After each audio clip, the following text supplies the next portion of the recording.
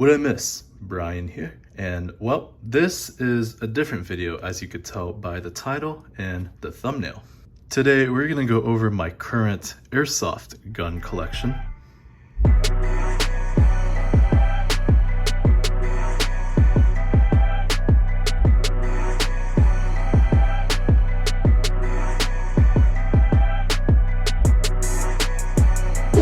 A few years ago, I made a video similar to this, except I only had two airsoft guns at the time, and they were the Airsoft AM013 and the Tokyo Marui Glock 17. And over the years, I picked up a couple more. Not only am I going to go over the airsoft guns I have, but I'll also go over the current mods I have done to them, because I did put in a lot of mods over the years. And so without further ado, let's get to it. I'm going to start off with the Tokyo Marui Glock 17. I've got videos of this years ago when everything was bone stock and the slide was plastic. Over the years, I put some mods into it. Right away, you can see it has an S3F Solutions metal slide, and the slide has been discontinued. It has an extended slide lock, extended mag release, a mag well. The mag itself has a 9-ball gas route seal. It has different sights. Inside the hammer assembly, it has a 0 hammer, and the guide rod is silver. This one is internal, but I also have a garter nozzle. The OEM Tokyo Marui nozzle snapped on me at one point, and then I had to replace it. Now, one thing to mention is the slide came with a silver metal barrel, and it was surprisingly heavier than the slide itself. I had it for a while, and I thought it was cool until I realized the gun was cycling pretty slow with it. So I put the stock Tokyo Marui plastic barrel back on there, and it cycles a lot faster now. Other than the nozzle as well as the plastic slide cracking on me, this pistol has served me well for 5 years. Next, we've got the Tokyo Marui HiKappa 4.3 dual stainless custom. Doesn't look like much has been done to it. It's pretty much bone stock. There's only 2 mods, and they are the Maple Leaf Decepticons pink hop-up bucking and a slight short stroke. Other than that, nothing else. It's got a plastic slide, and it has a chrome mag, and there's some rounds in it. I'm gonna keep that away from the gun. But I want to do a HiKappa build, but I kind of realized, you know, it's already working. There's no point in upgrading it as of right now, so I'm just gonna run it until something breaks and then upgrade it from there.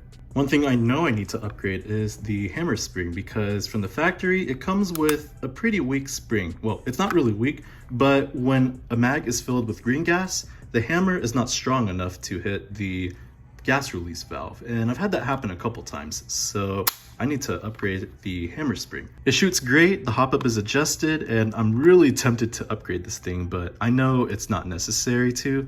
It works perfectly fine the way it is. And like I said, I'm gonna wait for something to break and upgrade it from there. I got this in 2020 when the pandemic first broke out, so 2 years and counting. It served me well. The only issue I had was the hop-up bucking, and that's because I didn't use it for quite a while. The OEM Tokyo Marui bucking dried out to the point where BBs were not holding, so that's why I had to get the Maple Leaf one. But like I said, this HiKappa is bone stock for the most part. Not gonna pick up this one too much just so you could see the whole gun, but the next one is my Airsoft AM013, and this one has a lot of mods done to it.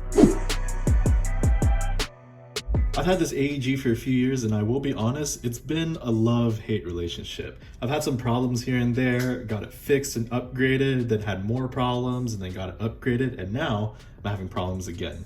It started off with the accuracy. I put a barrel stabilizer in the suppressor, which made it shoot more consistently straight. Then the motor was getting hot, and it was a stock motor, so I changed it to an ICS motor, which still got hot, but not as quickly as the stock Aries motor. Then I had a locked gearbox, and then the battery connector fried because of the locked gearbox. Then I had it shimmed, a different motor, and the battery connector was converted to Dean's, and the entire gun shot like a dream for the longest time. I was down at Tank's Paintball, which is an outdoor field in Richmond, Texas. On that day, the weather was really bad. It was raining a lot, it was very humid, and a lot of people's guns were breaking that day. Unfortunately, mine included. The motor got insanely hot, which made the gun shoot a little bit squirrely, and then the gears were grinding, and it sounded so bad, it sounded like someone driving a manual, shifting gears without stepping on the clutch. Oh, whoa, that did not sound good.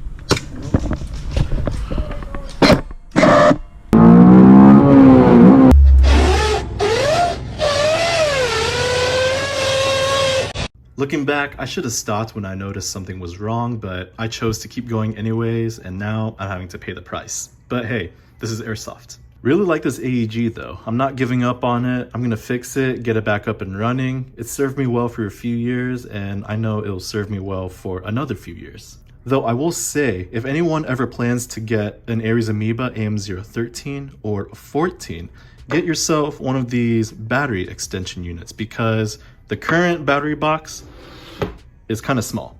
The most you can fit inside this box is a 7.4 LiPo battery, and with the extension unit, you could fit an 11.1 with no issue. But other than that, this is it for the Ares Amoeba AM013. Fun, modded, and problematic.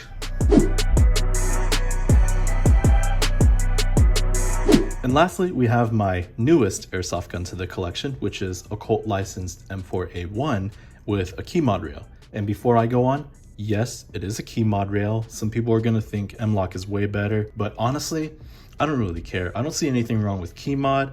I think it's just the media downplaying on it like pineapple on pizza. Now, I got this 3 weeks before the grand opening of High Ground Airsoft, and at the time, it was an AEG, it was missing a mag and missing a flash hider. So I was given a mag for free and I bought myself a flash hider, and honestly, I'm glad I got it. It was a really good deal. I couldn't pass up on it, and plus, I needed a gun since my Ares was down. I also got a hand stopper, which fits the key mod, and I changed the stock to a Magpul MOE stock. But what sticks out the most is the airline coming out of the grip, and that's because I converted it to HPA. More specifically, I installed a Polar Star jack, and may I say, it's very nice. I'm gonna open it and show the other side. As you can see, there is the Polar Star jack and the stock hop up. Ugh, gross. And to make it run even better, I added the max adjustable trigger. At the time, I had a flat red trigger, and I think it was a Retro Arms. Honestly, can't remember. It was given to me for free, and I thought it ran nice. But I realized the trigger travel was very long, so had to change it, and so I got the adjustable trigger. And lastly, I added tape to the grip, more specifically, hockey tape. Initially, I wanted to change this out for something beefier so I could get a better grip on it, but unfortunately, we were coming up close to the event, I was running out of time, so I just kept the stock grip on there and wrapped it in hockey tape, and surprisingly, it worked very well. I can grip this thing like a lot better than before, and when my hands get sweaty, they don't slip on it. It looks a bit weird, but honestly, I kind of like this look.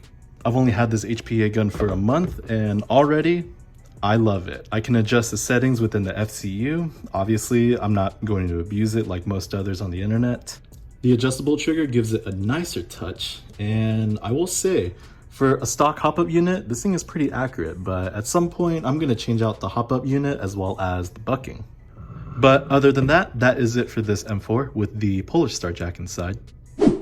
And so that is it for this video. This concludes my airsoft gun collection. Not a very big collection. It's still kind of small, but not as small as like before where I only had 2 airsoft guns. If you're subscribed, thanks. If you're not, thanks for taking the time to watch this video. Take care everyone. I will catch you on the flip side.